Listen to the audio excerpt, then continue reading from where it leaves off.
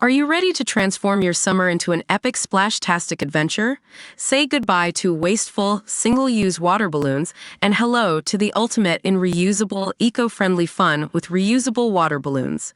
Check out the link in the video description to get yours on Amazon today. South Australia's top cop and his wife have opened about the heartbreaking loss of their youngest child and their parting words to their beloved son in his final moments.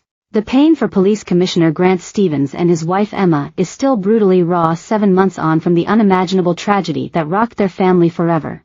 Charlie Stevens, 18, was with friends waiting for a bus to head to Schooley's celebrations when he was struck by a car driven by Dern Rundawa and Gulwa, south of Adelaide, on November 17 last year.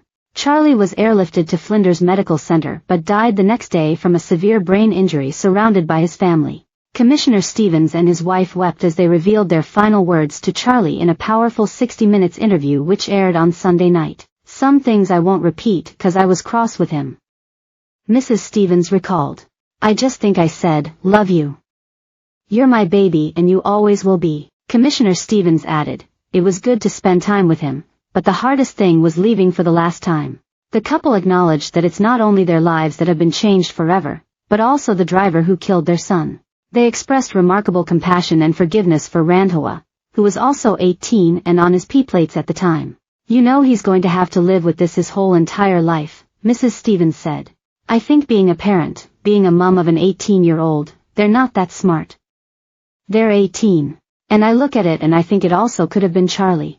Randhawa was initially charged with causing death by dangerous driving, aggravated driving without due care, leaving the scene of a crash after death and failing to truly answer question. However, in a plea deal, he admitted to a charge of aggravated driving without due care and leaving the scene of a crash. He will face court next month for sentencing. Randhawa's admission of guilt will save the Stevens enduring the pain of a trial. "We're grateful for the fact that Dern has pleaded guilty," Commissioner Stevens said. "It gives us some understanding of the acceptance of his responsibility." Randhawa penned a letter of apology to the Stevens for which they are very grateful. "We appreciate it. We appreciate the fact that he's given us that apology," Commissioner Stevens said. "We think that's, obviously, it gives us some understanding of his acceptance, of his responsibility. But I think with what is left to occur in the court process, we'll just let that unfold." His wife added, "And that, he's written it, and that it's words from an 18-year-old, Mrs. Stevens said. "I don't think he's been sat down and told what to write.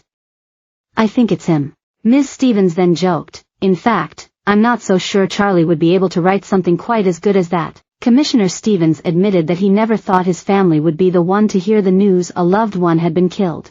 "I always thought that delivering a death message was the hardest thing police officers have to do," he told the program. "And as much as you empathize with the families that you give that information to, you have no concept, no appreciation of just how tragic it is, and how it just rips your guts out. You never think it's going to happen to you." The couple also revealed that Charlie was an organ donor and that his death gave 7 people a second chance of life. They looked back on Charlie's memorable service that was attended by nearly 2,000 mourners, celebrating Charlie's life. Instead of sending flowers, the Stevens family requested mourners make donations to Operation Flinders, an outback adventure therapy program that has been running for more than 30 years. In that time, Operation Flinders has so far helped 10,000 at-risk teenagers. In an overwhelming response, close to $220,000 has so far been raised in Charlie's name as his legacy continues.